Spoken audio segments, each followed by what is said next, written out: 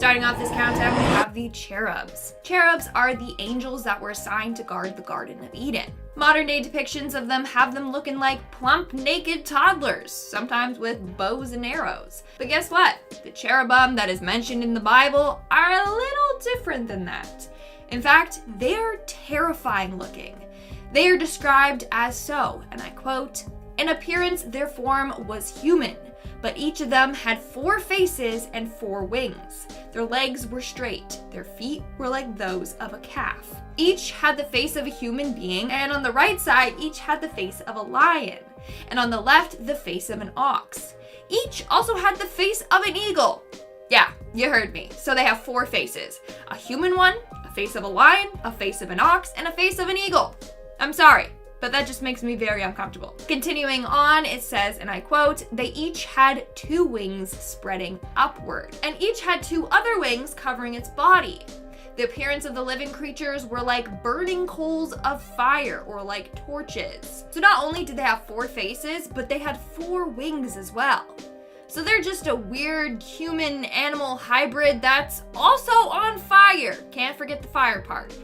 But wait, it gets worse. In Ezekiel 10:8, it claims that their backs, hands, wings, and their whole body were covered in eyes.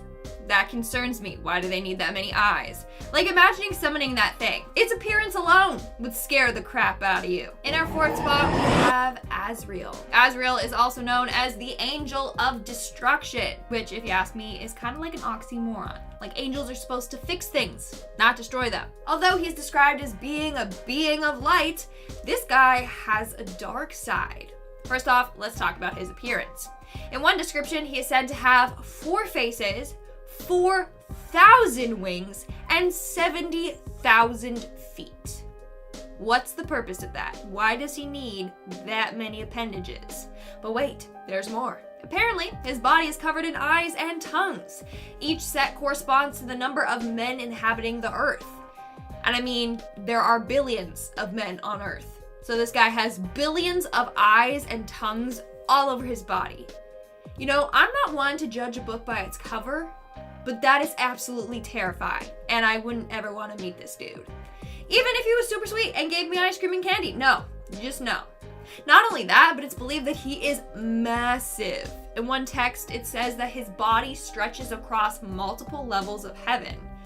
So, a massive angel with billions of eyes and tongues all over his body and thousands of feet. Yeah, do not summon him. So, of course, different texts have different stories about him. For example, sometimes he's referred to as the Angel of Death, and he transports the souls of the dead after their passing. In the book of 2 Samuel, though, he slays 70,000 sinners and nearly wipes out Jerusalem with a plague. There's more to the story, but it just shows you how powerful he is and the chaos he can cause. Coming in at number 3, we have the Unnamed Angel. You know, this is typically a horror movie channel, so I decided to include an angel from the 2001 horror movie Frailty. Let me briefly explain this movie to you. So basically, the movie is about an FBI search for a serial killer who calls himself God's Hands. Spoiler alert, coming up right now. But basically, it's about Dad Meeks, father of Fenton, and Adam Meeks, who gets visited by an angel. This angel tasked him with the job to destroy demons that disguise themselves as humans, and gave him a list of these so-called demons in human form. And he goes on a massive killing spree, bringing his kids with him.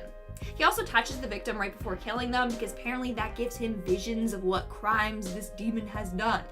Now, Adam believes his dad, but Fenton doesn't. So what does this mystery angel do? He tells the dad some horrible things about Fenton. The dad listens to the angel and digs a hole, turns it into a cellar, and then locks his son down there for days, starving him. The movie goes on and more dark things happen. But basically, this angel caused a serial killer to be born and is responsible for a number of deaths. Not to mention the death of Dad Meeks in the end. Again, spoiler alert. So, do you really want to summon someone like that? I wouldn't want to. Even if they were demon hunting, I'm sorry. No. Coming in at number 2, we have Samael. Samael is an archangel of death. His name literally means the venom of God, the poison of God, or blindness of God. So Samael kills under God's order. When it's time to kill, he will show up with his sword drawn. The tip of the sword contains a drop of poison, which he uses to take their lives. In Jewish lore, he is the main angel of death and the head of Satan's. In fact, in early biblical scriptures, Satan wasn't a single being.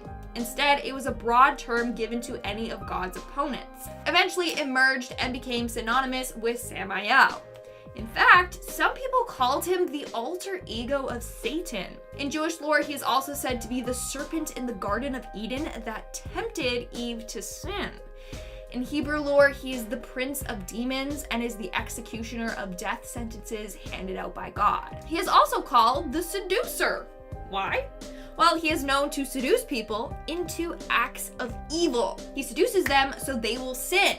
He's testing humanity, drawing out the sinful so that God can judge them. So I'm thinking that if you summon him, the whole time he's gonna be pointing out your flaws and he'll make you sin. And then be like, look God, we got another sinner. And then you'll be another one of his victims. And he'll be like, hey look, you're the one that summoned me. I was just doing my job testing humanity. You failed. So yeah, that's just gonna end badly, so let's not. And in our number one slot, we have Lucifer. Okay, I had to include him on the list because he is a fallen angel. This is based on the book of Isaiah in the Bible. In fact, in it, it says, and I quote, "How art thou fallen from heaven, O Lucifer, son of the morning? How art thou cut down to the ground, which didst weaken the nations?" So apparently, Lucifer was so obsessed with his own beauty and intelligence that he decided to stage an uprising against God. In the end, this led to him getting banished to the depths of hell, along with other sinners. I mean, do I really even have to go on and talk about why Lucifer is terrifying? He's got armies of demons, and is one cunning and evil being. There are so many stories about people summoning him and then just everything going wrong. Let's talk about the story about John. John and his friends decided one night to try and summon Satan. They followed some ritual they saw on Reddit and began chanting and doing everything, and things turned south quickly. One of his friends suffered from a seizure and started foaming at the mouth. While this was happening, one of their candles that was way across the room fell over by itself and lit a blanket on fire. His whole basement was quickly engulfed in flames and destroyed. He believes that all of this happened because he made contact with Lucifer, or one of his demon servants. There's also a number of stories of people selling their soul to the devil or making a deal with him. And again, that usually ends badly. So maybe don't go around summoning him. Please and thank you. Coming in at number 5, we've got the Angel of Death. We'll start off with a no-brainer. If you summon the Angel of Death, you're probably gonna witness some death. Or quite possibly, participate in some death. Whether it's your death or the death of someone close to you or the death of literally everyone around you for miles, there's gonna be some death. Death, death, death. That's what happens when you summon the Angel of Death. Get used to it. By the way, does death sound weird to you now? Sounds weird to me. One particularly egregious example of this large-scale killing comes from the story of Passover. In the Hebrew Bible, there's a tale of a pharaoh who refuses to release his Israelite slaves. God brought about a bunch of plagues to convince him to finally set them free, but to no avail. So instead, the Angel of Death was sent to kill the firstborn sons of Egyptians across the land. If the Israelites smeared the blood of a slaughtered lamb on their front door, the angel would pass them over instead of killing one of their sons. This resulted in quite the catastrophe for the Egyptians though. And that wasn't the worst of it either. Killing all of the firstborn sons of an entire empire wasn't enough for the Angel of Death. No sir. Apparently, while protecting Jerusalem from an invading army, this angel wiped out over 180,000 men in one night. Like, I get it, you gotta protect what you gotta protect, but that is a lot of human death. When the casualties number in the hundreds of thousands, you might want to think twice before summoning this angel. It's like dropping a holy nuke on somebody, insane fallout and all. In actuality, folks don't really know exactly what happened when the Assyrians attempted to invade Jerusalem. By all historical metrics, 6, this invading force should have easily taken over the city. However, there are some theories that don't involve literal divine intervention, including mice and the plague that they brought. So what's the better story though, an ill-timed mice-based epidemic or a swooping, slicing, slaughtering angel of death? Coming in number 4, we've got the Watchers. Now, I'm not so sure if the Watchers were ever summoned per se, or if they just decided to swoop down to Earth of their own volition, but either way, you don't want to encounter this group of angels, or you know what? Maybe you do. There's a few things that they got up to that folks might consider pretty cool, even if they ended up birthing a race of giant creatures that eventually drew the ire of God and got the world flooded. You win some, you lose some. So if you did decide to bring the Watchers down to Earth, you could probably learn a whole lot of cool stuff. And honestly, I've heard that certain people are really into what the Watchers bring to the table in the bedroom. Or I guess the bed in the bedroom. However, these fallen angels are not worth the trouble most of the time. They're known for luring people away from their relatives, their communities, their earthly ties, and having them commit ghastly acts. I won't detail them all because I've got to keep it PG for YouTube's sake, but I'm sure you can imagine what some supernatural beings with powers beyond our comprehension and enough desire to desert literal heaven for some good old-fashioned hedonism might get up to.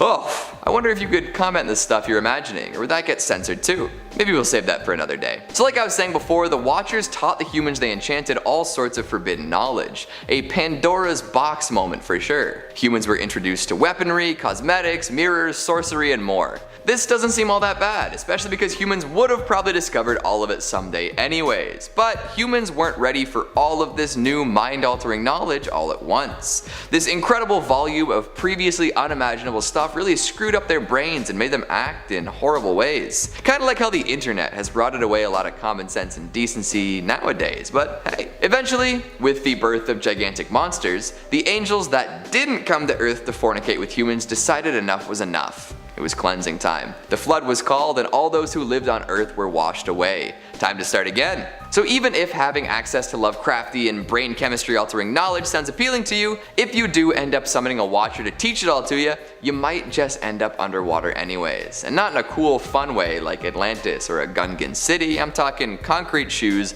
off the end of a pier. Coming in at number 3, we've got Abaddon. Both as a place of destruction and an angel of the abyss, Abaddon is nasty all around. Pretty much invariably, Abaddon is a dark pit of doom. It doesn't matter if you look to the Hebrew Bible or the New Testament, it's bad stuff all the way down with this angel. Like, that name literally translates to doom.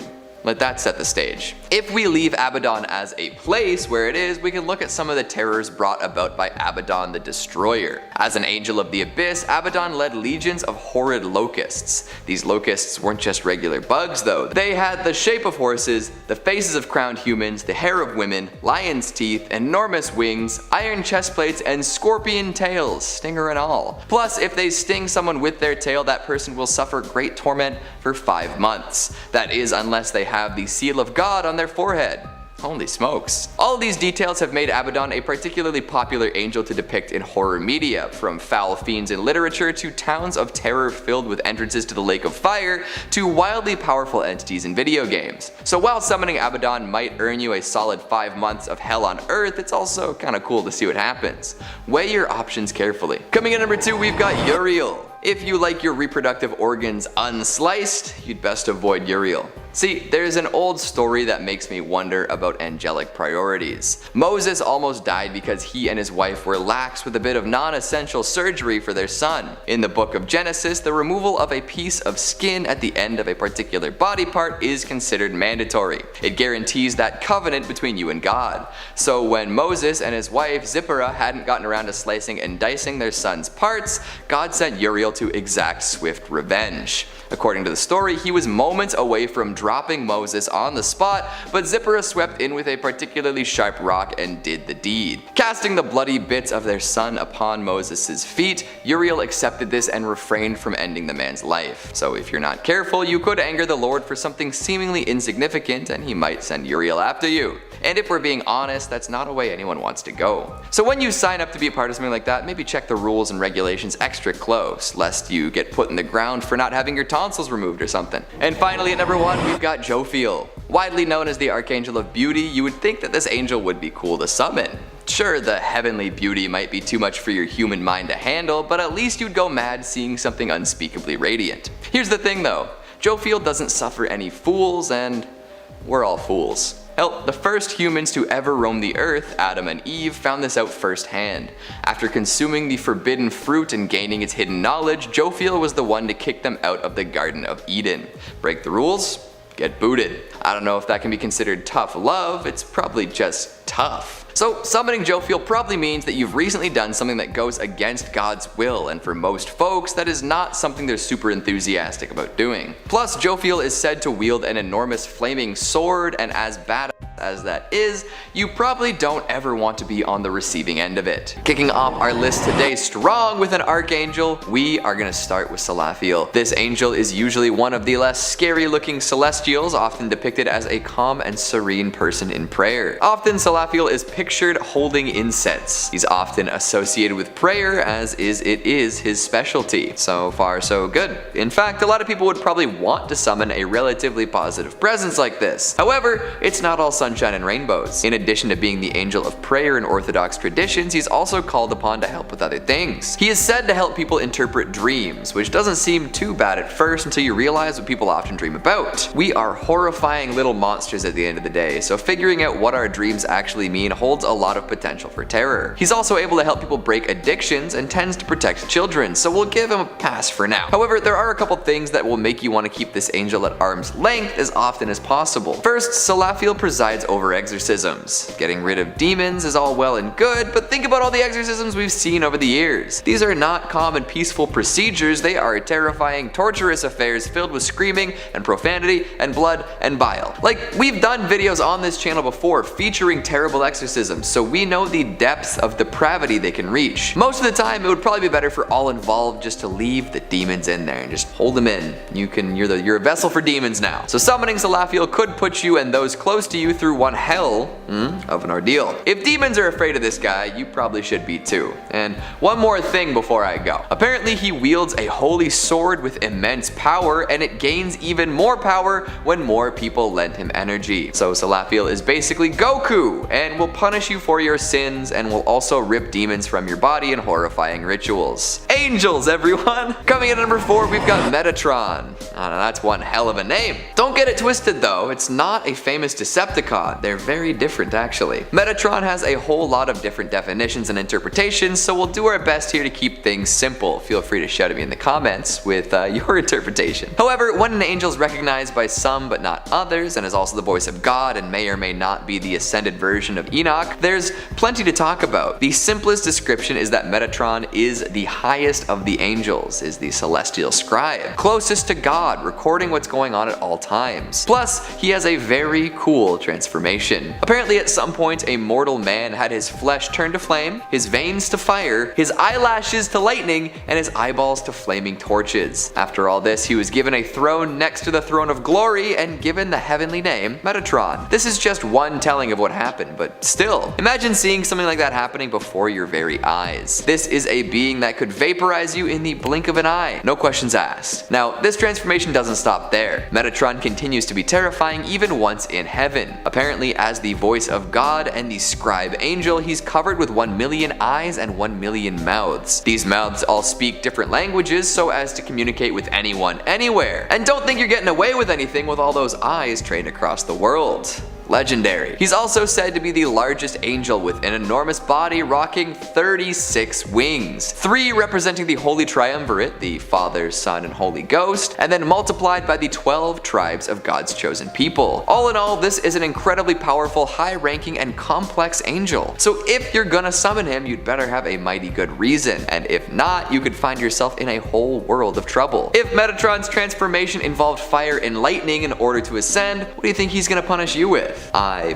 personally don't want to find out. Coming in at number 3, we've got Lila. Now here's something truly scary, the angel of childbirth. I don't know about you, but babies are scary. Just deciding one day that you'd like to play God and bring a tiny human into this cruel world, watching as it grows inside of another human and then eventually flies out like a chest burster from Alien, blood, viscera, and all. Boy, an angel presides over that. Maybe don't summon that. She also feuds with Lilith, who tends to prefer destruction over creation, so if you're bringing Lila to the party, you're also gonna end up running into Lilith too. Whenever conception occurs, it's said that Lila speaks to God about the fate of the soon-to-be child. God then chooses the strength, appearance, and destiny destiny of said individual, and Lila plants this seed into a mother's womb. It's awfully deterministic, don't you think? That the moment you're conceived, everything's already just laid out, and we left it up to an angel and God with no input, no choice? It's a little much. However, there is an interpretation that changes this a bit. Some say that Lila plucks a soul from the Garden of Eden and makes it enter an embryo. There, she shows the soul all of the potential it has in life and all of the possible rewards and punishments it may endure. After this terrifying lesson/indoctrination, she strikes it upon the lip, forming the philtrum and erasing all of its memories of these ideas. From there, it's essentially a blank slate with the ability to become righteous or wicked. But why get rid of the knowledge you already gave it? Why can't everyone be righteous? It just seems like babies are set upon a very tough path with not enough to work with. So come on, Lila, cut them some slack. Coming in number 2, we've got Ramiel. There are 2 versions of Ramiel we can look to, the Fallen Watcher and the Angel of Hope. Of course, the spookier edition has to be the Watcher, but we will briefly touch on each. As the Archangel of Hope, Ramiel is in charge of bringing folks divine visions and carrying the faithful up to heaven. Like always, I'll be doing a less than generous reading of these tasks. A lot of serial killers claim to have seen divine visions, and they're meant to cleanse the world of sin. Maybe we'll leave that to actual angels and don't let mortals with knives and guns get god complexes. And carrying the faithful up to heaven, like the actual rapture, sounds horrifying to me. Maybe that's just me, you know, the host of the scary YouTube channel and regular blasphemer, but you know, you do what you can. Now, if we want to talk about Ramiel the Watcher, there's also some spooky stuff going on. You might have noticed, we talk about these fallen angels quite often. Ramiel is the 6th of 20 leaders and brought his legions down to earth to take wives, mate with human women, and teach forbidden knowledge. He's also referred to as the Thunder of God, which is particularly terrifying and elicits images of wrath, fire, destruction, and earth-shattering noise. So tell me, do any of these visions of Ramiel sound like something you'd want summoned before you? Probably not. And if that doesn't convince you, just think about the Ramiel that shows up in Evangelion. Oh boy. And finally, at number 1, we've got Gadriel.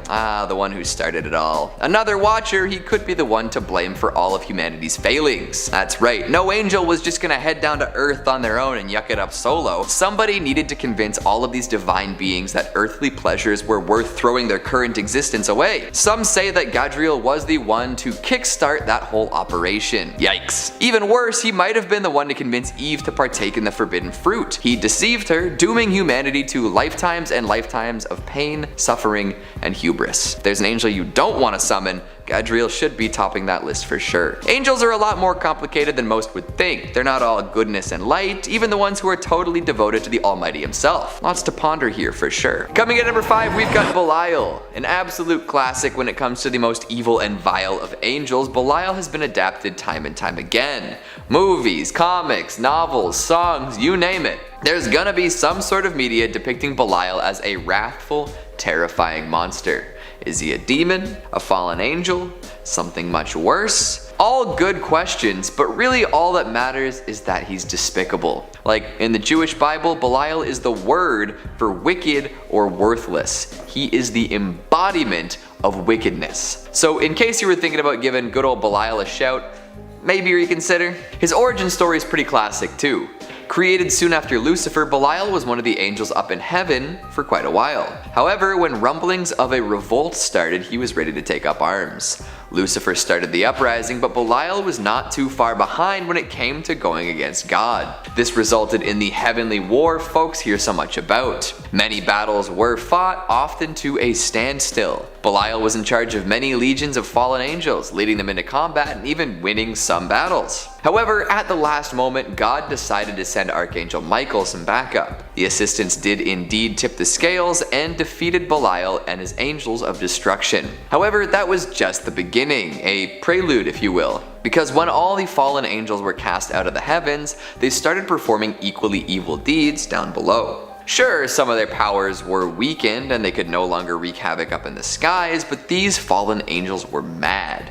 Real mad. Belial's influence continued from there, inspiring hatred, pestilence, and lawlessness in men. Many people who acted in such ways ended up being called sons of Belial. So if you're summoning this would-be angel, you're likely ending up in a very dark place. And don't even get me started on all the pop culture versions you could end up face to face with. My goodness, there are plenty and they are all beyond repugnant. So everyone, do me a favor and just pretend that Belial doesn't exist. Coming in number 4, we've got Raphael. Now this is a more traditionally good angel. That doesn't mean you should go around looking for a good place to summon him though. He is a hardcore dude, and one that you definitely don't want to mess with. If you're calling him down from heaven for anything short of smiting a dangerous demon, you might find yourself between a rock and a hard place. Or should I say, many rocks, and more rocks, and a hole in the ground, and a bunch of fire. Yeah, we've heard this story before. Raphael doesn't take too kindly to those who might challenge the Almighty, and he does not skimp on punishment. There's that classic tale of Raphael versus Azazel in the Book of Enoch. After their epic fight, which Raphael came out on top of course, it was time to make the demon pay the price. Raphael bound his hands and feet so he could not move and tossed him into an enormous pit